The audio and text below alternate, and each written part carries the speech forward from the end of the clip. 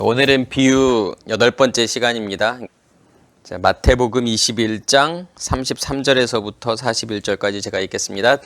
다른 한 비유를 들으라. 한 집주인이 포도원을 만들어 산 울타리로 두르고 거기에 집자는 틀을 만들고 망대를 짓고 농부들에게 새로 주고 타국에 갔더니 열매 거둘 때가 가까움에 그 열매를 받으려고 자기 종들을 농부들에게 보내니 농부들이 종들을 잡아 하나는 심히 때리고 하나는 죽이고 하나는 돌로 쳤거늘 다시 다른 종들을 처음보다 많이 보내니 그들에게도 그렇게 하였는지라.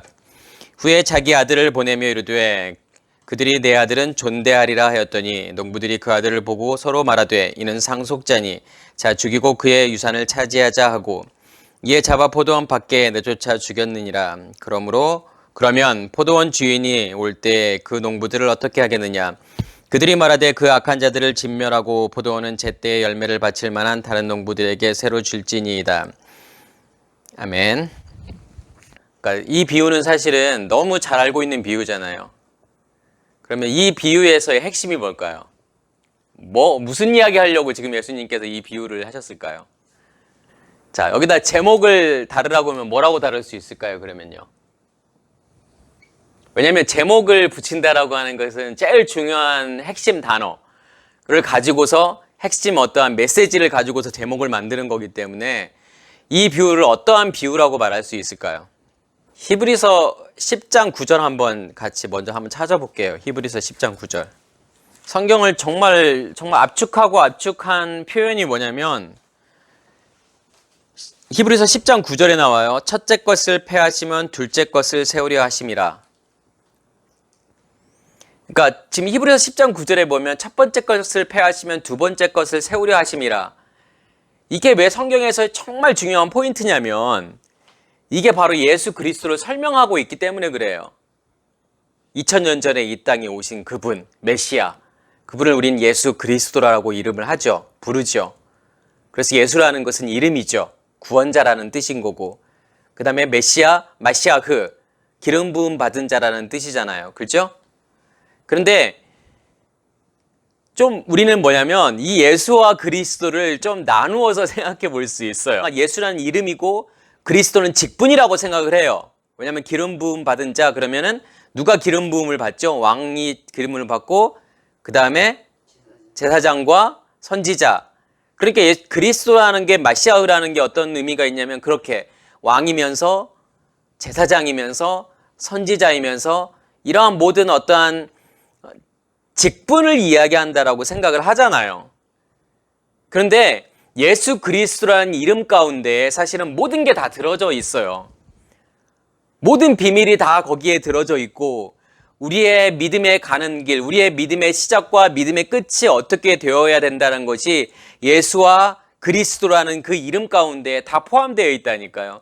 그럼 그 말은 무슨 말이냐면 예수 그리스도가 무슨 뜻인지를 이해하면 성경 전체를 이해할 수 있다라는 것이고 복음 전체를 이해할 수 있다라는 거예요. 예수라는 이름은 어떠한 의미가 있어요? 그러면요.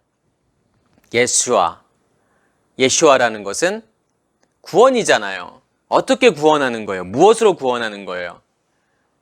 십자가의 죽음으로. 그러니까 예수아라는 이름 속에는 뭐냐면 십자가의 죽음이라는 게 담겨져 있어요. 십자가의 죽음을 통해서 우리에게 무엇을 심겨주기를 원하시는 거냐면 생명의 씨가 심겨지는 거.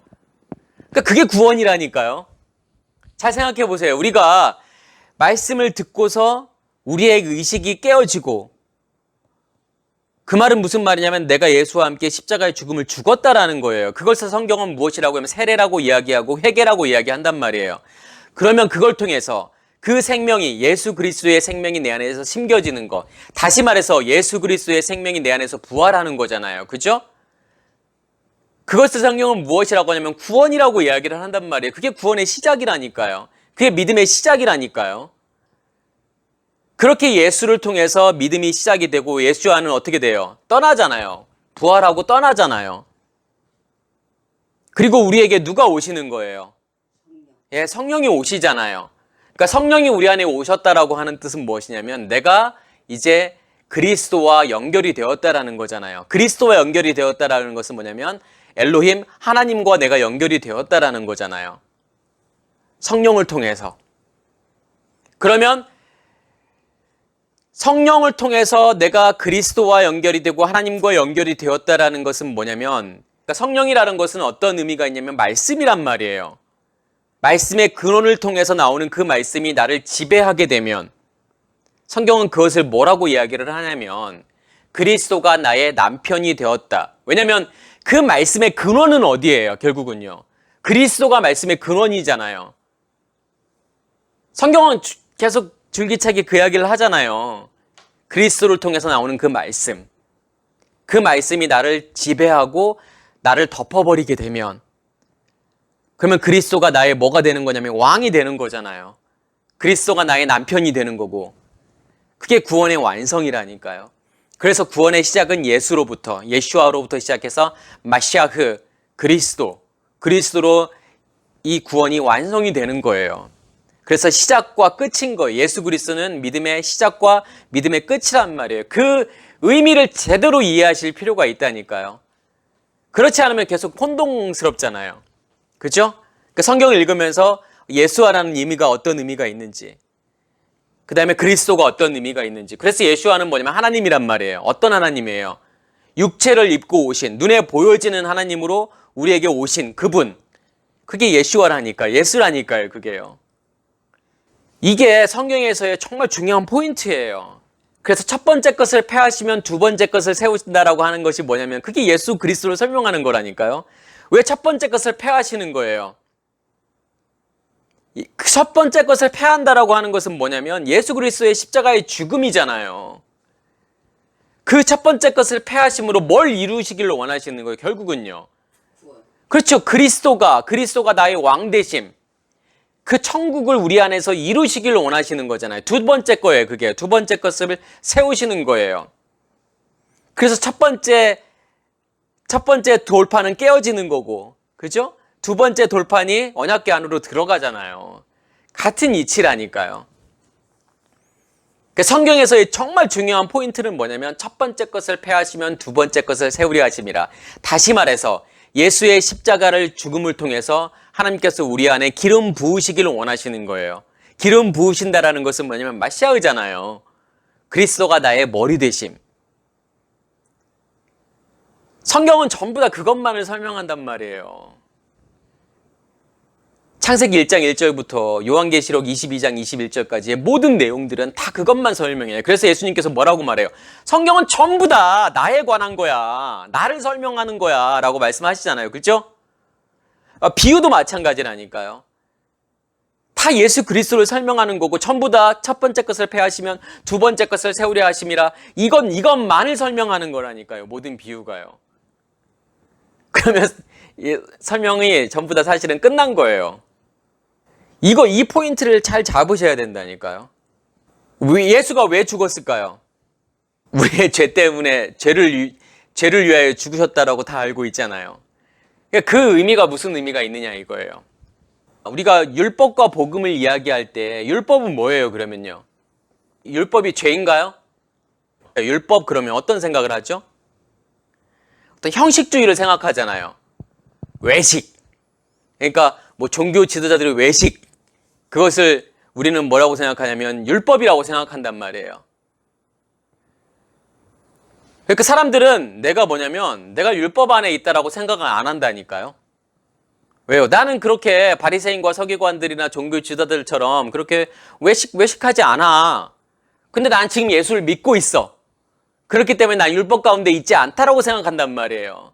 그런데 잘 생각해 봐야 될 건 뭐냐면 내가 예수를 믿고 있어도, 내가 예수를 믿는다고 생각하고 있다고 하더라도, 아니면 예수 믿는다고 생각하기 때문에 교회도 나가서 예배도 드리고 뭐 봉사도 하고 막 그럴 거 아니에요. 헌금도 내고 그럴 거 아니에요. 내가 예수 안 믿는다고 하는 사람이 교회 가서 예배 드리고 그러진 않잖아요. 그럼 내가 예수를 믿는다고 하는 것이 율법 가운데 있는 사람이 아닐까? 거기서 벗어난 사람일까? 라는 걸 생각해 봐야 되잖아요. 그렇죠?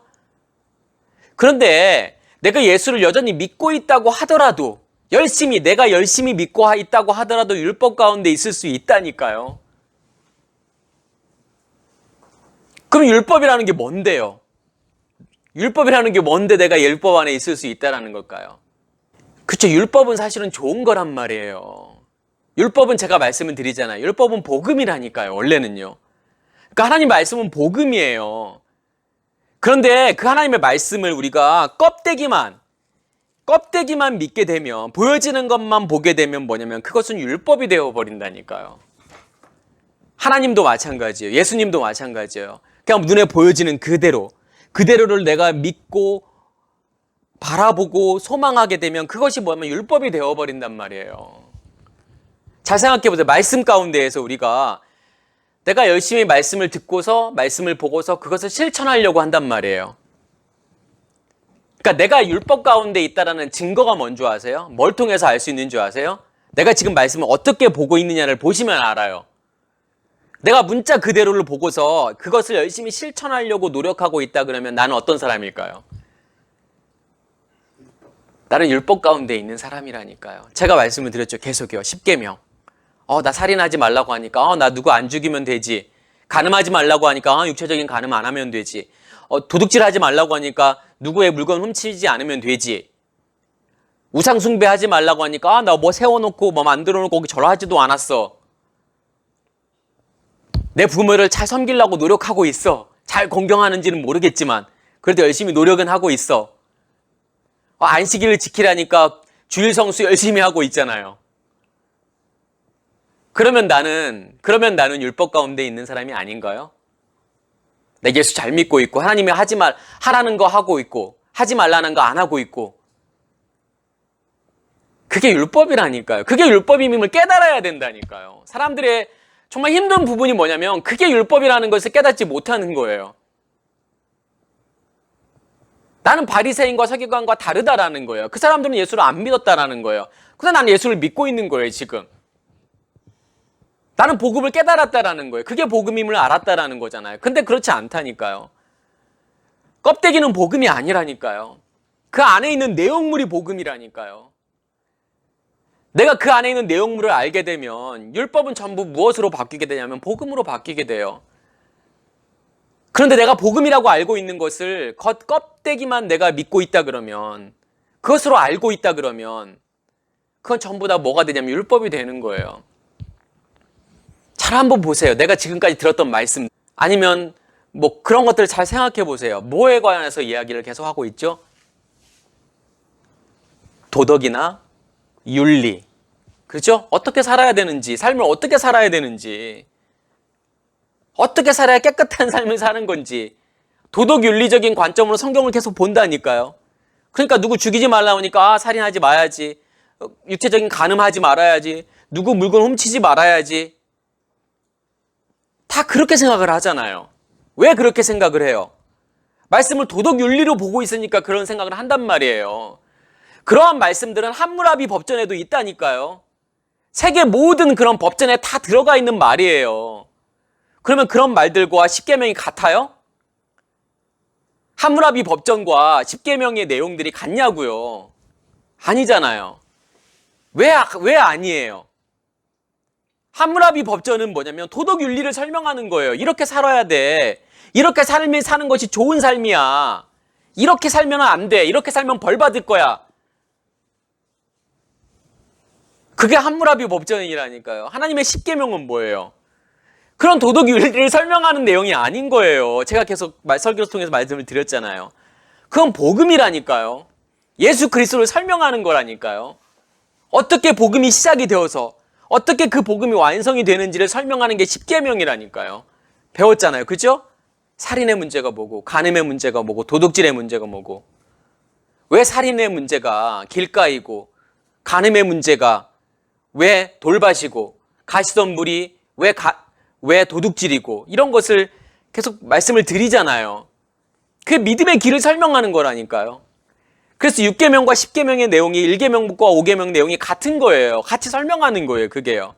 단순하게 부모 공경하고 안식일 잘 지키고 여호와 이름을 망령되이 일컫지 말고 그런 거 설명하는 게 아니라니까요.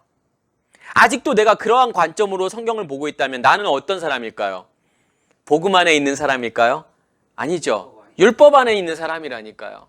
그러니까 많은 사람들이 그렇게 성경을 보고 있는 거예요. 시키니까 해야지. 하나님께서 이렇게 하라고 했으니까 이렇게 살아야지. 이거 하지 말라고 했으니까 하지 말아야지. 그게 무슨 뜻인지도 모르고 그냥 문자 그대로 보여지는 대로 살아가는 거. 그게 율법이라니까요. 교훈들. 말씀을 통해서 교훈을 얻으려고 해요. 삶의 지혜를 얻으려고 그래요. 왜 사람들이 잠언을 그렇게 열심히 읽는 줄 아세요? 똑똑해지려고. 이 땅에서 지혜롭게 살려고요. 이 땅에서 복 받으려고요. 그 잠언을 열심히 읽잖아요. 잠언은 그런 내용이 아니라니까요. 삶의 지혜를 설명해주는 내용이 아니라 복음이 무엇인지를 설명하고 예수 그리스도를 설명하는 게 잠언이라니까요. 잠언에서 예수 그리스도란 말이 안 나오잖아요. 그죠? 왜요? 감춰져 있으니까요. 숨겨져 있으니까요. 그 숨겨져 있는 것을 볼 수 있는 게 복음이라니까요. 안 그러면 뭐예요? 잠언을 통해서 똑똑해지려고 그래요. 이 땅에서 어떻게 삶을 지혜롭게 살아가느냐 그것을 연구하려고 하잖아요. 그런 내용이 아닌데. 그럼 수많은 봐봐요. 지금 설교들을 많이 들어보세요. 그런 내용들이잖아요. 말씀을 가지고서 삶에 적용하려고 한다? 그게 삶에 적용하려고 한다라는 게 뭐예요? 그게 율법이라니까요. 삶에 적용한다라는 건 뭐예요? 말씀을 통해서 내가 그렇게 살겠다라고 하는 거잖아요. 내가 그렇게 살려고 노력하려는 거잖아요. 그런 시도를 계속 하겠다라는 소리잖아요. 그게요. 그죠? 그러면 그건 복음이 아니라니까요. 내가 내 열심과 노력으로 뭔가를 이루어보려고 하는 것은 뭐냐면 복음이 아니에요. 율법이에요. 우리가 알고 있는 천국과 지옥도 마찬가지예요. 성경은 그러한 천국과 지옥을 이야기하지 않는다니까요. 그건 우리의 상상에 만들어진 유토피아적인 천국을 이야기하는 거잖아요. 그죠? 성경에서의 천국과 지옥은 그런 개념이 아니란 말이에요. 뭐 극락왕생의 개념이 아니라니까요. 유토피아의 개념이 아니라니까요. 천국은요. 내가 그렇게 지금도 생각하고 있다는 건 뭐예요? 말씀을 내가 율법으로 보고 있다는 거예요. 복음을 보고 있지 않다라는 거예요. 그 천국이라는 개념 속에서 예수 그리스도를 생각하지 않는다라는 거잖아요. 예수 그리스도가 안 보인다라는 거잖아요. 예수 그리스도는 안 보이고 내 욕심만 보이는 거잖아요. 더 많은 걸 누리고 싶은 내 마음. 그 땅에서 정말 더 많은 것을 누리면서 더 편하게 살고 싶은 내 마음이, 내 욕심들이 있는 거잖아요. 그죠? 예수를 왜 믿으세요? 라는 질문에 뭐라고 대답하실 거예요? 결국은 뭐예요? 사람들이 예수를 믿는 이유는 내 욕심 때문에 그러잖아요. 만약에 우리가 생각하는 꿈꾸는 그런 유토피아적인 천국이 존재하지 않는다면 우리가 예수를 믿을까요? 많은 사람들이 그렇게 예수를 믿으려고 할까요? 이게 힘든 길이고 고난의 길이고 무슨 보상의 개념이 아니잖아요. 내가 이렇게 고생했으니까 그래도 내가 죽어서는 잘 먹고 잘 살아야지. 그런 보상이 아니잖아요. 눈에 보여지는 보상이 아니라니까요. 그 보상이라고 하는 건 뭐예요? 기업이잖아요. 하나님께서 뭐라고 해요? 야, 내가 너의 기업이야. 내 자신이 너의 기업이다 라고 하나님께서 말씀을 하신다니까요. 여러분들 자 보세요. 여기 복음과 율법에 대해서 잘 보실 수 있어야 돼요. 복음은 뭐예요 그러면요? 뭐가 복음이에요? 그 문자 그 너머에 있는 그 껍데기 안에 있는 진짜 말씀들. 어떤 말씀들이요? 예수 그리스도를 설명하는 말씀들이요. 겉에 껍질은 도덕 윤리를 설명하는 것 같고, 겉에 껍질은 삶의 지혜를 설명하는 것 같고, 겉에 껍질은 우리에게 교훈을 주는 것처럼 보이지만 그 안에서는 뭘 설명하고 있는 거예요? 예수 그리스도만을 설명하는 거라니까요. 첫 번째 것을 폐하시면 두 번째 것을 세우려 하심이라. 이 말씀을 이루려고 하는 거예요. 그게 보이냐 이거예요. 그게 보인다고 하면 뭐냐면 말씀은 더 이상 율법이 아니라 복음이라니까요. 예수라는 존재도 마찬가지예요. 눈에 보여지는 하나님으로 이 땅에 오신 거예요. 무엇으로 오신 거예요? 말씀으로 오신 거란 말이에요. 그러면 누군가는 이 예수를 뭐로 볼까요? 율법으로 보겠죠. 누군가는 이 예수를 무엇으로 볼까요? 복음으로 보겠죠. 어떻게 해요? 그 예수 안에 있는 아버지의 마음이 무엇인지를 깨닫는 자는 그 예수를 무엇으로 볼까요? 복음으로 보겠죠. 그런데 그 예수의 아버지의 마음을 깨닫지 못하고 보여지는 그대로 예수의 모습을 보게 되면 그 예수는 뭘까요? 율법이잖아요. 그 예수를 통해서 내가 뭔가를 얻어보려고 하는 거잖아요. 그러한 시도를 계속 하게 된다니까요. 수많은 사람들이 예수님을 왜 따라다녔어요? 예수 따라다니면 병도 고치고 먹는 문제도 해결되고 그 예수를 통해서 내 욕심을 채울 수 있을 것 같잖아요. 그 예수가 왕이 된다면 먹고 사는 문제 해결되고 우리 이스라엘 이 나라가 정말 강대국이 되고 그런 것 때문에 사람들이 정말 많이 따라다녔단 말이에요. 예수님의 제자들까지도 그랬단 말이에요. 그렇죠? 왜요? 예수를 뭘로 봤기 때문에요? 껍데기로 봤기 때문에, 율법으로 봤기 때문에요. 근데 율법이 깨어지는 게 어디예요? 십자가에서. 그 율법이 깨어지고 나니까 그 안에 있는 진짜를 보게 되는 거예요. 그래서 그 율법은 깨어져야 된다니까요. 왜요? 진짜를 보기 위해서요. 예수님의 십자가의 사건은 바로 그거예요. 우리 안에 있는 율법을 깨버리는 사건이 뭐냐면 십자가의 사건이란 말이에요. 그 율법을 깨버리고 진짜 그 복음을 우리 안에 심으시는 사건이 뭐냐면 부활이잖아요. 그 부활은 먼 훗날 우리에게 이루어지는 게 아니란 말이에요. 예수님께서 구름 타고 오셨을 때 그때 이루어지는 것이 아니라 십자가에서 내가 이 의식이 죽고 율법이 깨어지게 되면 그 예수 그리스도의 생명이 내 안에서 심겨지게 되고 그 겨자씨가 내 안에서 심겨지게 되고 성경은 그것을 무엇이라고 하냐면 부활이라고 이야기한단 말이에요. 내 안에 뭐가 있는 거예요, 그러면요? 내 안에 쉔, 이름이 존재하고 있는 거죠. 쉔은 뭐예요? 불과 물이란 말이에요.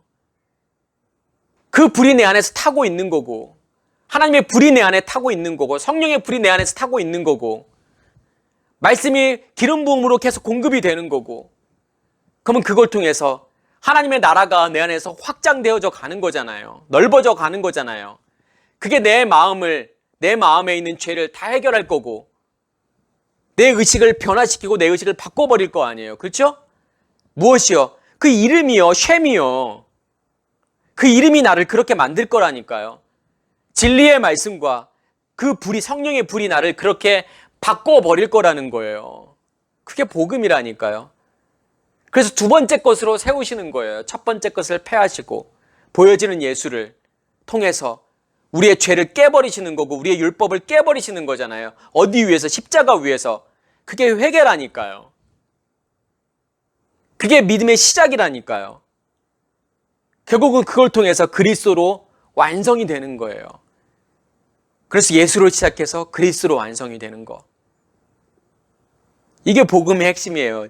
제가 이걸 왜 이렇게 길게 장황하게 설명을 하냐면 이게 제일 중요한 포인트라니까. 이거 하나를 알게 되면 자 보세요. 이걸 알게 되면 이러한 내용들이 다 무슨 뜻인지를 알게 된다니까요.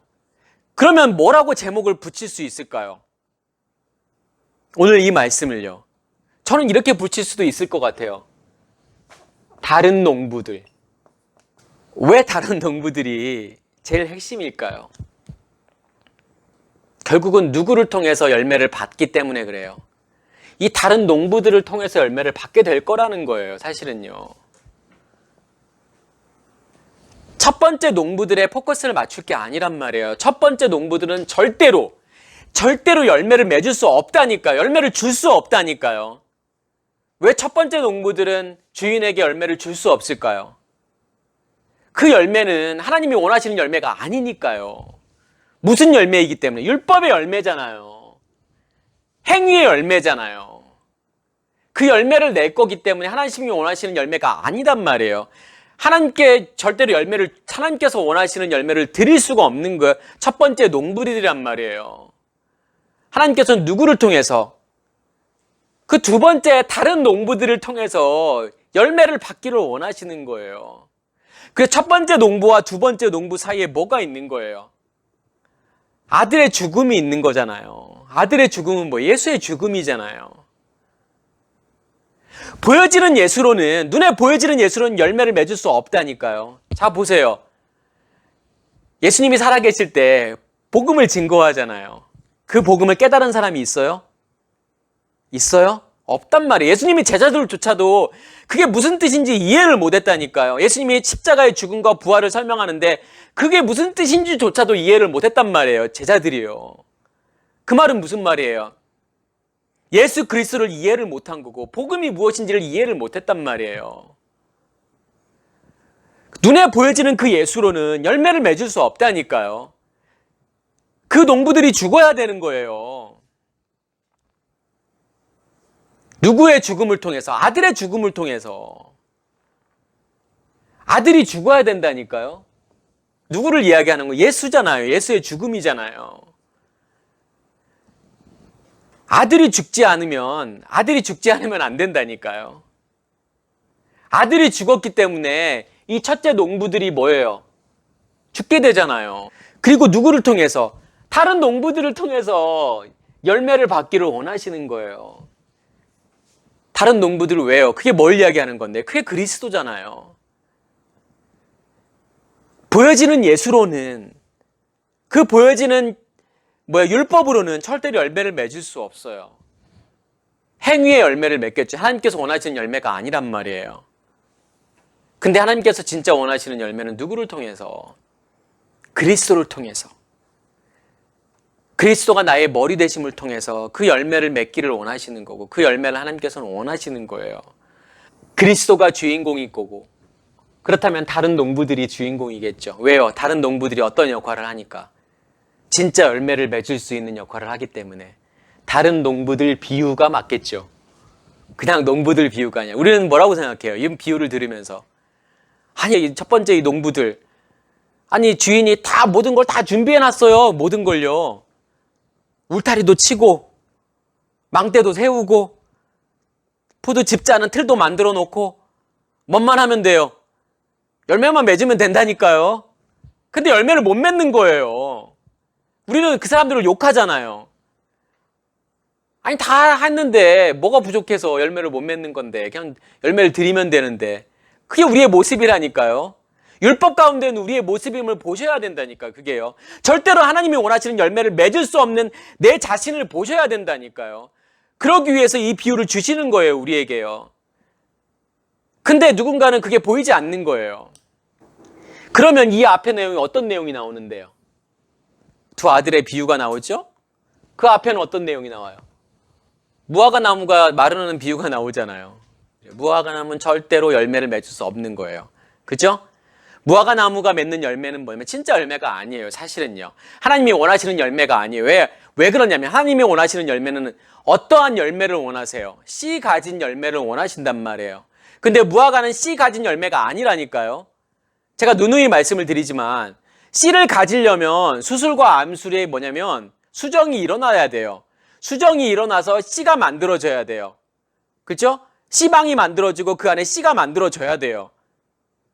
그게 하나님이 원하시는 열매란 말이에요. 셋째 날에 씨 가진 열매 맺는 나무의 열매. 그게 하나님께서 원하시는 열매라니까요. 근데 무화과 나무는 그런 게 아니라니까요. 그냥 수술을 꽃받침이 쌓아버린 거예요. 그냥. 그러니까 안에 보면 뭐가 톡톡톡톡 많이 있잖아요. 그렇죠? 무화과 나무 보면. 그렇죠? 씹히는 게 있잖아요. 그게 뭐냐면 수술이에요. 그게요. 수정되지 않은 수술. 그래서 무화과 나무는 열매가 하나님이 생각하시는 열매가 아니란 말이에요. 그래서 예수님께서 무화과 나무를 저주하시니까 무화과 나무가 마르잖아요. 그때 제자들이 물어본단 말이에요. 왜 이런 일, 어떻게 이런 일이 있을 수 있습니까? 일어났습니까? 라고 물어보잖아요. 예수님이 뭐라고 대답하세요? 내게 믿음이 있고 의심하지 않으면 이러한 일뿐만 아니라 산이 들려 바다에 던져지라 해도 될 것이라고 말씀하시잖아요. 무슨 이야기예요?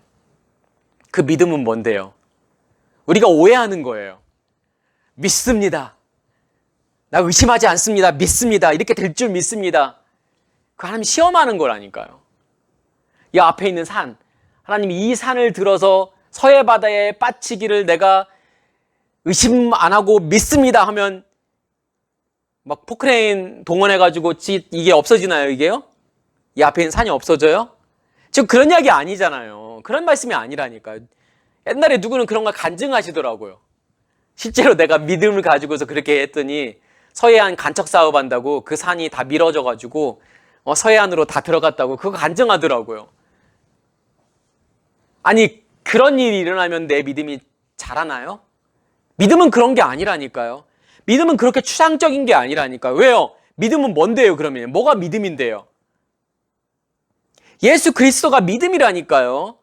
다시 말해서 내 안에 그 예수 그리스도의 생명이, 내 의식이 깨어지고 예수 그리스도의 생명이 내 안에 심겨지게 되면, 그 불이 내 안에 타오르게 되면 내 안에 뭐가 존재하고 있는 거예요? 예수가 존재하고 있는 거고, 내 안에 그게 믿음이 존재하고 있는 거라니까요.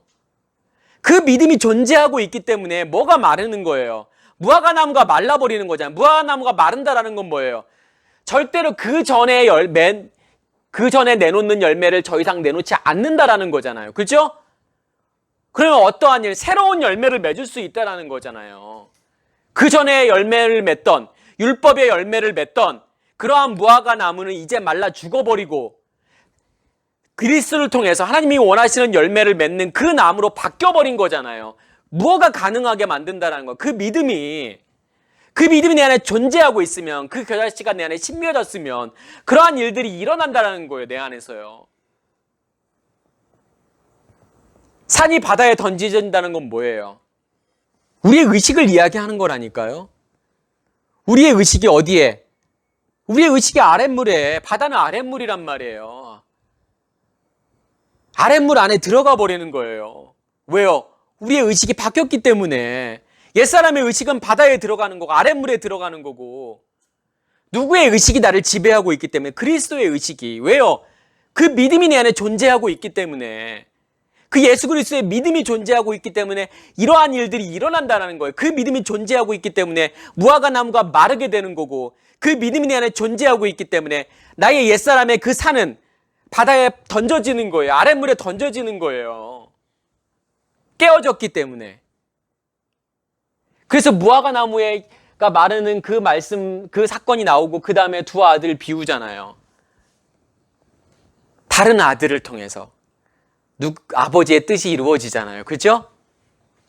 첫 번째 아들은 가라고 했는데 간다고 하고 안 갔어요. 포도원에. 다른 아들, 그러니까 둘째 아들이라고 나왔지만 사실은 다른 아들이에요. 거기 표현은요, 성경의 표현은요, 다른 아들은 안 간다고 하고 뉘우치고 갔단 말이에요. 그 뉘우친다는 게 뭐예요? 그게 회개라니까요. 그 뉘우치는 것은 내가 하는 게 아니란 말이에요. 말씀이 나로 하여금 뉘우치게 만드는 거예요. 회개가 일어나게 만드는 거예요. 그렇기 때문에 그 아들이 어디에 들어가는 거예요? 포도원에 들어가는 거잖아요. 첫째 아들로는 안 되는 거예요. 다른 아들로 되어지는 거예요. 첫 번째 농부로는 안 되는 거예요. 다른 농부들을 통해서 열매를 맺기를 원하시는 거예요. 그게 하나님의 뜻이라니까요. 그게 하나님이 원하시는 거라니까요. 그렇기 위해서는 뭐예요? 우리 안에 그 첫째 아들이 죽어야 되는 거예요. 첫 번째 농부들이 죽어야 되는 거예요. 누구를 통해서? 그 아들의 죽음을 통해서, 예수의 죽음을 통해서. 예수의 죽음이 내 죽음이 되어야 된다니까요. 그 십자가의 죽음이 내 죽음이 되어야 그 생명이 내 안에 심겨지게 되고, 그걸 성경은 무엇이라고 이야기하면 믿음이라고 이야기를 하잖아요. 그 믿음이 내 안에 존재하고 있어야만이 그리스도를 통해서 많은 열매를 맺는 거예요. 하나님이 원하시는 열매를 맺는 거예요. 그게요. 이 말씀을 이해하셔야만이 그 다음 나오는 혼인잔치 비유. 잘 보세요. 오늘 말씀을 가지고서 그 말씀을 그대로 한번 적용해 보세요. 그대로 대입해 보세요. 한번요. 다음 비유에, 22장에 나오는 그 비유에.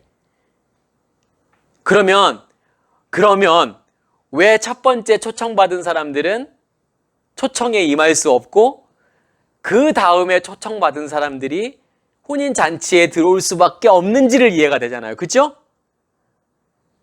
지금 하나님의 어떤 믿음의 원리를 이야기하는 거예요. 지금요. 그래서 오늘 설교를 잘 들으면 그 다음 22장 한번 그 내용들을 이해하실 수 있으실 거예요. 일주일 동안 한번 묵상해 보세요. 그리고 거기에서 예복을 입지 않은 사람이 쫓겨나고 청함을 받은 사람들은 많되 택함을 받은 사람은 적느니라. 그럼 청함을 받는다라는 게 뭐고 택함을 받는다라는 게 무엇인지를 한번 생각을 해보시라고요. 그러면서 거기에 대해서는 뭐냐고 천국에 대해 설명을 해요. 천국은. 그죠? 22장 1절 2절만 한번 볼게요. 예수께서 다시 비유로 대답하여 이르시되 천국은 마치 자기 아들을 위하여 혼인잔치를 베푼 어떤 임금과 같으니. 이 말씀을 통해서 우리 안에 믿음이 존재하지 않는 사람들은 뭘 보셔야 되는 거냐면, 내가 지금 말씀을, 예수를, 하나님을 율법으로 보고 있는지, 제가 설명을 드렸죠. 지금까지 율법이 먼저. 율법으로 보고 있는지, 아니면 진짜 복음으로 보고 있는지를 먼저 보셔야 돼요. 내가 율법으로 여전히 보고 있다 그러면 의식이 깨어진 게 아니란 말이에요. 이 복음을 통해서, 이 말씀을 통해서 내가 복음을 발견하게 되면, 복음을 보게 되면 우리의 의식이 깨어지는 거예요. 거기서부터가 시작이라니까요. 그렇게 시작해서 하나님께서 우리에게 원하시는 건 뭐냐면, 다른 농부들을 통해서 열매를 받기를 원하시는 것처럼 우리가 그렇게 그리스도를 통해서 하나님께 열매를 드리기를 원하신단 말이에요. 그것을 깨달으시는 여러분 되길 간절히 소원합니다. 마치겠습니다.